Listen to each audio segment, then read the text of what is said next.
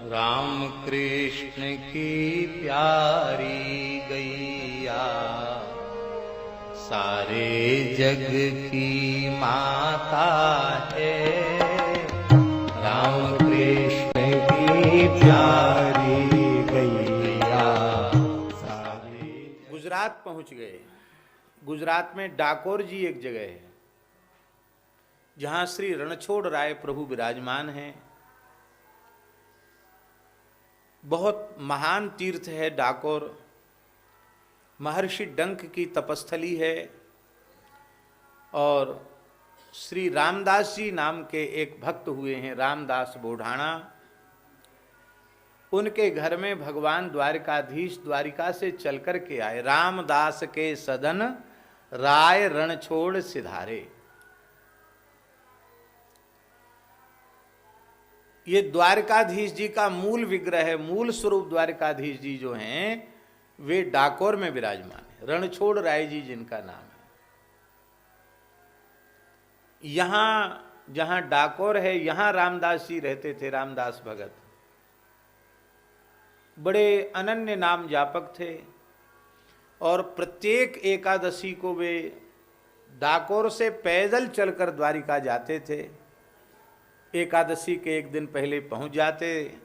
एकादशी को गोमती सागर संगम में स्नान करते, निर्जल व्रत करते थे, दिन भर नाम जप करते थे और पूरी रात्रि नाम संकीर्तन करते थे। द्वादशी को फिर गोमती सागर संगम में स्नान करके भगवान द्वारकाधीश का दर्शन करके व्रत पारण करके आते थे। तो तुलसी मस्तक पर रख करके यहाँ से ले जाते थे। हमने सुना है कि इतना समय उनको लगता था कि वहां पहुंचते पहुंचते तुलसी में मंजरी आ जाती थी। कई दिन तक पैदल चल के पहुंचना, फिर पैदल ही आना लौट करके।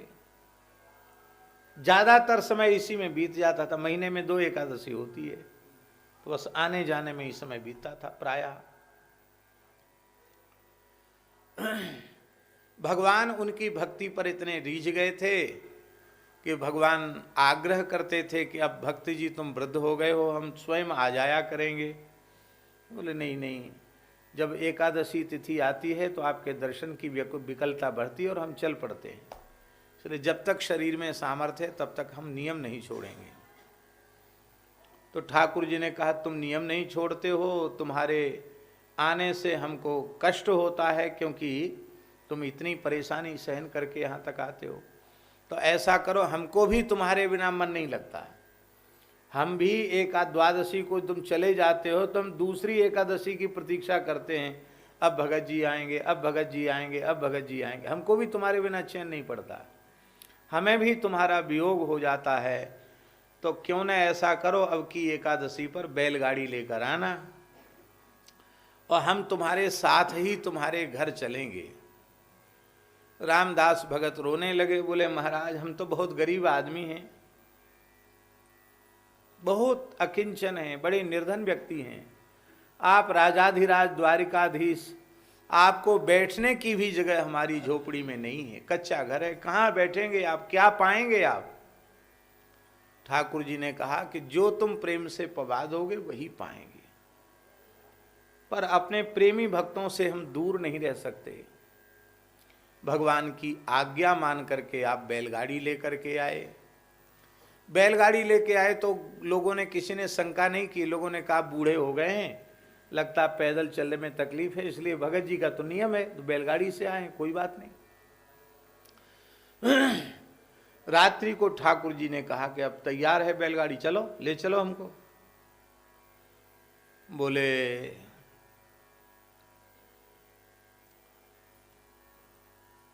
तैयार तो हैं प्रभु। ठाकुर जी ने सब सामान रख लिया था, अपने हीरे जवाहरात के जड़े आभूषण, स्वर्ण के मुकुट सब पोटली बांध के रख ली थी। भगवान की पोशाक वगैरह सब अपने आप ही तैयारी की। जैसे कोई दूर यात्रा पे जाने वाला व्यक्ति अपना सामान अपने आप लगाता है, ऐसी ठाकुर जी ने लगा। और जल्दी जल्दी में लगाता तो पोटली गठरी जैसी बांध लेता। तो ठाकुर जी ने गठरी बांध के रखी थी, जल्दी थी जाने की। तब आपने कहा कि देखो आपको तो हम ले चलने के लिए राजी हैं, पर आप अपनी माया को यहीं छोड़ के चलो। आप तो मायापति हो, माया आपके संग रहेगी। पर महाराज हम गरीब आदमी हैं, आप तो चाहे जैसे गुजारा कर लोगे, इतना सोना चांदी लेकर पहुंचोगे तो हमारे लिए तो बड़ी समस्या हो जाएगी। फूस का छप्पर है, कच्चा मिट्टी का घर है, कहाँ आप रहेंगे? आपको यदि हमसे प्रेम है तो सब सामान ऐसे ही छोड़ के चलना पड़ेगा, एक कपड़े में चलना पड़ेगा। तो जैसे लोग प्रेम करते हैं ना, प्रेम के लिए सब कुछ बलिदान कर देते हैं, ठाकुर जी ने भी सब त्याग दिया। ठीक है चलो, तो जैसे तुम्हारी राजी। भगवान ने कहा, एक वस्त्र में भगवान हो गए, बैलगाड़ी में बैठ गए। अब बैलगाड़ी तो अपने बैलगाड़ी के ढंग से चलेगी, पुरानी बैलगाड़ी थी, और बैल भी कोई नए जवान बैल नहीं थे, बड़े बूढ़े बैल थे। पर ठाकुर जी ने कहा कि देखो भगत, अब पीछे से प्रातः काल होते ही मंगला में ब्राह्मण आएंगे, मंदिर खोलेंगे, मंदिर में हमको नहीं देखेंगे तो हमारे तुम्हारे दोनों के ऊपर विपत्ति आवेगी, तो हमको बचाओ। प्रभु कैसे बचाएं? आपने कहा आप जानो। तो बोले ऐसा करो कि तुम सो जाओ और हम बैलगाड़ी हाँकते हैं। तो हमको ऐसी विद्या मालूम है कि हम बहुत जल्दी बैलगाड़ी दूर तक ले जा सकते हैं, और गाड़ी हाँकने का, रथ हाँकने का तो हमारा पुराना अभ्यास है। महाभारत युद्ध में अर्जुन के सारथी हम बने ही, तो अब कलयुग में भी हमारा मन है बैलगाड़ी हाँकने का, आपका गाड़ीवान बनने का। तो ठाकुर जी ने कहा हम आपकी गाड़ी हाँकेंगे। भगवान ने अपने कर कमल जैसे ही बैलों के ऊपर फिराए, वे वृद्ध बैल तो युवा जैसे हो गए, बैलगाड़ी दिव्य हो गई। ओ महाराज, बैल जैसे उड़ने लगे, बड़ी तेजी से बैल चलने लगे, और बहुत लंबी दूरी तय हो गई। अर्धरात्रि में ठाकुर जी चले थे, इतनी दूर किसी वाहन से नहीं जाया जा सकता था, ठाकुर जी बैलगाड़ी से वहां तक पहुंचा दिया। इधर मंदिर खुला, मंदिर में ठाकुर जी नहीं दिखाई पड़े, रामदास भगत नहीं दिखाई पड़े। अरे यही रात भर कीर्तन करता था, ये भगत नहीं है, लगता है रामदास ही ले गया है। अब सबको पक्का विश्वास यही था, रामदास ले गए। आज भी द्वारकाधीश जो मंदिर है द्वारिका में, उसमें वो खिड़की है जिससे भगवान बाहर निकले थे। मंदिर में तो ताला बंद था, ठाकुर जी स्वयं खिड़की तोड़कर बाहर निकले। वो खिड़की आज भी है, वो बारी रामदास की बारी, खिड़की जिससे भगवान द्वारकाधीश बाहर निकले। तो विश्वास था कि रामदास ले गए हैं। रामदास डाकोर गांव के हैं। तो सब घुड़सवार, तेजी से भागने वाले घोड़े, घुड़सवारों के द्वारा सबने पीछा किया, और पीछा करते करते अंत में गाड़ी मिल गई। तो उनके आने के पहले ही ठाकुर जी ने कहा कि हमको छिपा दो। तो एक बाव में, बाव माने बावड़ी, गुजराती में बाव कहते हैं बावड़ी को, एक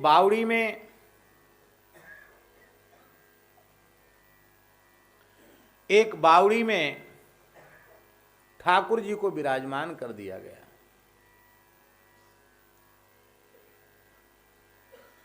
जल में, और रामदास जी प्रेम से अपनी गाड़ी हाँकने लगे। भगवान ने समझा दिया था, कुछ डरना नहीं, कुछ बोलना भी नहीं। वो देखे गाड़ी देखेंगे, गाड़ी में मैं मिलूंगा नहीं, और तुम्हारे पास तो कुछ है ही नहीं। भाई कुछ लेके भगे तो कुछ चीज तो होगी, कुछ है ही नहीं। हम अकेले आए हैं, हम बावड़ी में हैं। तो श्री ठाकुर जी ने समझा बुझा दिया था। वो सब दौड़े, इनको घेर लिया। ए गाड़ी रोको, कहाँ है ठाकुर जी? कुछ बोले नहीं। देखा गाड़ी में ठाकुर जी नहीं, इनके पास नहीं है। अरे बोले कहीं छिपा के आया होगा, ये बोलता नहीं है भगत, इसी के सामने ठाकुर जी गए, यही लेने वाला है, कहीं छिपा दिया है इसने। तो सब लोग पीटने लगे, मारने लगे इनको लाठियों से। रामदास जी बूढ़ाना बेहोश हो गए, मूर्छित हो गए। किसी ने कहा रे बुढ़ा है, मर गया है, इस मरे हुए को मारने से क्या फायदा है, ठाकुर जी खोजो। इनको मरा हुआ मानकर छोड़ दिया था, पर इनमें चेतना थी, ये बेहोश थे। चारों ओर देखा तो बावड़ी में देखा तो बावड़ी का जल लाल हो रहा था। क्यों हो रहा था लाल, समझ गए? ठाकुर जी ने भक्त की चोट अपने ऊपर सहन की थी, तो ठाकुर जी की पीठ पर लाठियों के चिन्ह थे, उनसे रक्त झर रहा था, उससे बावड़ी का जल लाल हो गया। ठाकुर जी को पुजारियों ने उठाया। तो कलिकाल की घटना है, अनुमान है 700-800 वर्ष पुरानी घटना होगी ये। ठाकुर जी सीसी का ऐसे करने लगे, ठाकुर जी कष्ट के मारे, क्योंकि ठाकुर जी को भक्त की महिमा बढ़ाना थी, इसलिए ठाकुर जी उन पुजारियों के सामने प्रत्यक्ष जैसे लीला करने लगे। जैसे किसी के घाव में हाथ लग जाए तो वो सिहर जाए, ऐसे ठाकुर जी कराहने लगे। ये बहुत कष्ट है, अरे मत छुओ, अरे मत छुओ, ओ बहुत कष्ट है, बड़ी पीड़ा है, बड़ी पीड़ा है। लोगों ने पूछा, आखिर तो ब्राह्मण थे, पुजारी थे, उनके भी नेत्र भराए, प्रभु आपके इस शरीर पर ऐसे घाव कैसे हुए? अरे दुष्टो, छुओ मत, तुमने ही हमारे शरीर पर घाव किए हैं, और फिर पूछते हो घाव कैसे हुए? महाराज हम तो आपके सेवक हैं, पुजारी हैं, अर्चक हैं, हम भला आपके श्रीअंग पर घाव कैसे कर सकते हैं? भगवान ने कहा कि तुम ही विचार करो। रामदास सीधा साधा भगत, वृद्ध, और उस पर तुम सब 50 सैकड़ों ब्राह्मणों ने मिलकर लाठियों का प्रहार किया, क्या वो जीवित रह सकता था? वो सारी मार तो मैंने सहन किए, देखो मेरी पीठ पर लाठियों के चिन्ह। ब्राह्मण लज्जित हो गए, बोले महाराज क्षमा करें। बोले बिल्कुल क्षमा नहीं, हमको गाड़ी पर बिठा दो। गाड़ी पर ठाकुर जी को बिठाया गया, रामदास से सबने क्षमा मांगी।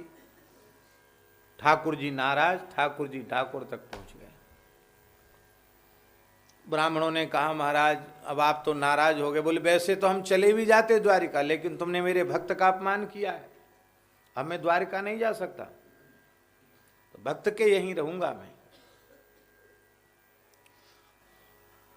अब ब्राह्मणों ने जो अपने मन की असली बात थी वो कह दी। असली बात जानते हो नहीं?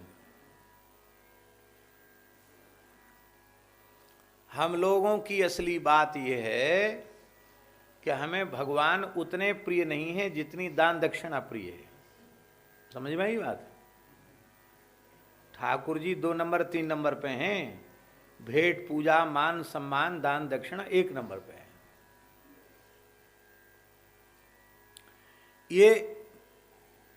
ये प्रसन्नता की बात नहीं है, ये पीड़ा की बात है, ये कष्ट की बात है।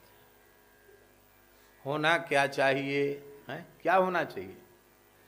कामी नारी प्यारी जिमि, लोभी प्रिय जिमि दाम, तिमि रघुनाथ निरंतर, प्रिय लागहु मोहि राम। भगवान हमें प्रिय लगने चाहिए। तो ब्राह्मणों के मन में जो असली बात छिपी हुई थी वो उजागर हो गई। ब्राह्मणों ने कहा महाराज आप तो यहाँ विराज जाओगे, हमारा कोई व्यापार धंधा है नहीं, हैं खेती पाती नौकरी चाकरी हम करते नहीं, हम लोग ब्राह्मण हैं, हम तो आपके ही नाम से पूजा खा रहे थे, आप यहाँ विराज जाओगे तो हम द्वारिकावासी ब्राह्मण तो भूखे मर जाएंगे। तो कोई बात नहीं, आप यहाँ रहो, पर हमारे भेंट पूजा दान दक्षिणा की व्यवस्था करो, आप रहे आओ, कोई बात नहीं। ठाकुर जी ने कहा ठीक है, अब समझ में आई। तो भगवान बोले चलो कोई बात नहीं, तब ठीक है। अच्छा, हमारे बराबर सोना तुमको मिल जाए तो तुम राजी हो? मन में बड़े खुश हुए। क्यों? कि ठाकुर जी को बावड़ी से उठा के लाए थे, बहुत वजनदार ठाकुर जी। अरे बोले इतना वजन ठाकुर जी में, इतना सोना मिलेगा, और फिर हम लोग हिसाब थोड़ा थोड़ा बांट लेंगे सोना, और फिर सोने से कोई जमीन जायदाद कुछ ना कुछ नया काम कर लेंगे, गृहस्थी अपनी चलेगी ठाठ से, क्या है। बोले वैसे तो महाराज जी, ठाकुर जी अब आप कह रहे हो तो आपकी बात तो माननी पड़ेगी आपकी। वैसे तो आप चलते वहाँ तो ठीक है, लेकिन चलो आपकी राजी नहीं है, आप अपने बराबर सोना ब्राह्मणों को देना चाहते हैं तो दे दे, कोई बात नहीं, उसी से हम संतोष कर लेंगे, क्या करें, गुजारा कर लेंगे। तो भगवान ने कहा रामदास, कहाँ महाराज, वो हमारे बराबर सोना तोलो। रामदास रोने लग गए, बोले महाराज क्या बोल रहे हो, सोना तोलो? हम तो आपको जानते हैं, पायो जी मैंने राम रतन धन पायो, हम तो राम नाम की संपत्ति ही जानते हैं। कबीरा सब जग निर्धना,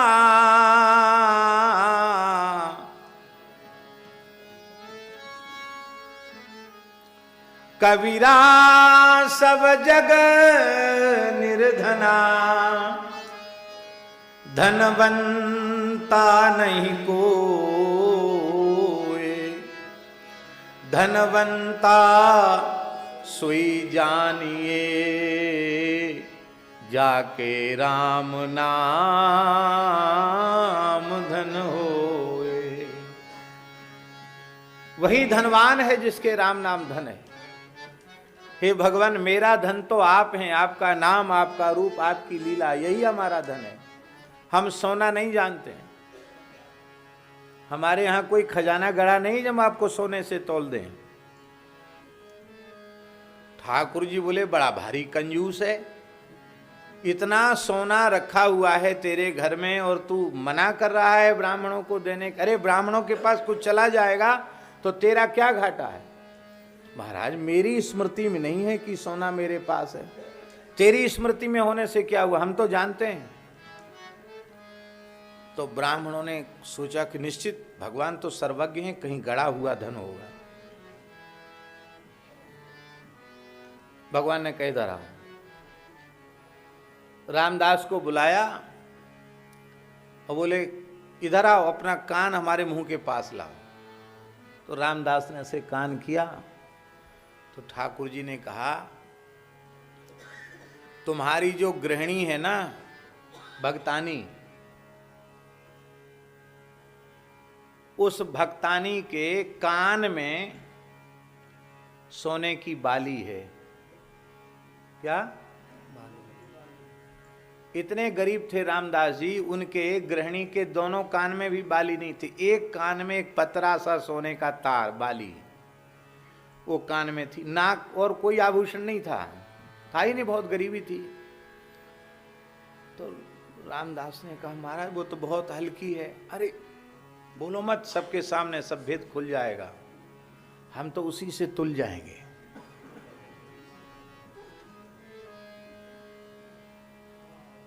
तो बड़ी तराजू बांधी गई, ठाकुर जी को तराजू पर बिठाया गया और ठाकुर ने लाओ रामदास लाओ धन लाओ। रामदास ने तुरंत अपनी गृहिणी से कान की एक पतरी सी तार सोने का बाली वो लेके आया। ब्राह्मण हंसने लगे कि क्या तमाशा कर रहा है। जैसी बाली पड़ले पर रखी, द्वारकाधीश रण छोड़ राय तो ऊपर झूलने लग गए और बाली वाला जो पड़ला था वो जमीन से चिपक गया। ध्यान में आई बात, भगवान हल्के हो गए, बाली वजनदार हो गई, भगवान से कई गुना ज्यादा हो गई। भगवान बोले भाई देखो हम तो उदार हैं, हमारे भक्त हमसे भी ज्यादा उदार हैं। सौदा तो तय हुआ था कि बराबर का सोना देंगे, लेकिन हमारे भक्त की उदारता है, हम अपने से कई गुना सोना तुमको ज्यादा दे रहे हैं, ले जाओ। ब्राह्मण बोले अरे तुम तो ठगते हो। कैसे?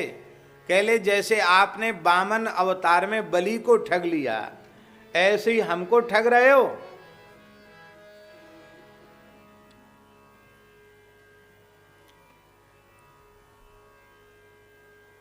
इसलिए नाभा जी ने कहा बलि बंधन अपु बपु धरे। आहा, आपने हमको ठग लिया। भगवान ने कहा हम ठगते वक्ते किसी को नहीं है, ये तुम्हारा भ्रम है। तुम विद्वान तो हो, शास्त्रज्ञ तो हो, पर शास्त्रों के वचनों पर तुम्हें विश्वास नहीं है, क्योंकि तुम्हारे हृदय में भक्ति नहीं है।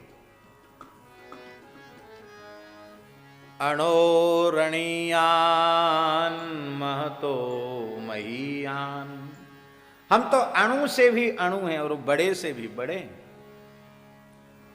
इसलिए ले जाओ।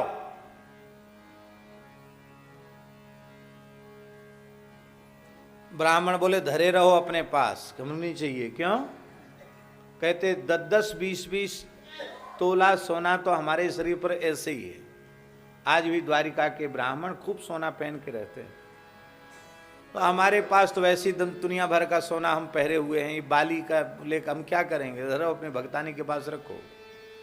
हमारा समाधान तो नहीं होगा इस बाली से। हमने तो इसलिए सोने की बात स्वीकार की थी कि आपके वजन के बराबर सोना कुछ बहुत ज्यादा मात्रा में मिलेगा तो हम लोग कुछ कर लेंगे, कोई दूसरा धंधा कर लेंगे। अब आपने ऐसा काम कर दिया, तब महाराज हमको तो आप अपने जैसा स्वरूप ही प्रदान कर दीजिए। भगवान को दया आ गई। भगवान ने कहा कि तुम जाओ, वहां तुम्हें मेरे ठाकुर जी जहां होंगे वहां ठाकुर जी का संपूर्ण ऐश्वर्य होगा। जहां द्वारिकाधीश विराजे वहीं द्वारिका प्रकट हो गई, डाकोर द्वारिका बन गया। वहां गोमती सागर तीर्थ सरोवर के रूप में प्रकट हो गया, जिसको गोमती सागर सरोवर, गोमती सरोवर कहते हैं। ये गोमती सागर संगम तीर्थ है। भगवान शिव ने आश्रय दिया भगवान को। डंकेश्वर महादेव वहां विराजमान हैं। भगवान द्वारकाधीश रण छोड़ राय वहां विराजे, आज भी विराजे। राम कृष्ण की प्यारी गैया, सारे जग की माता है।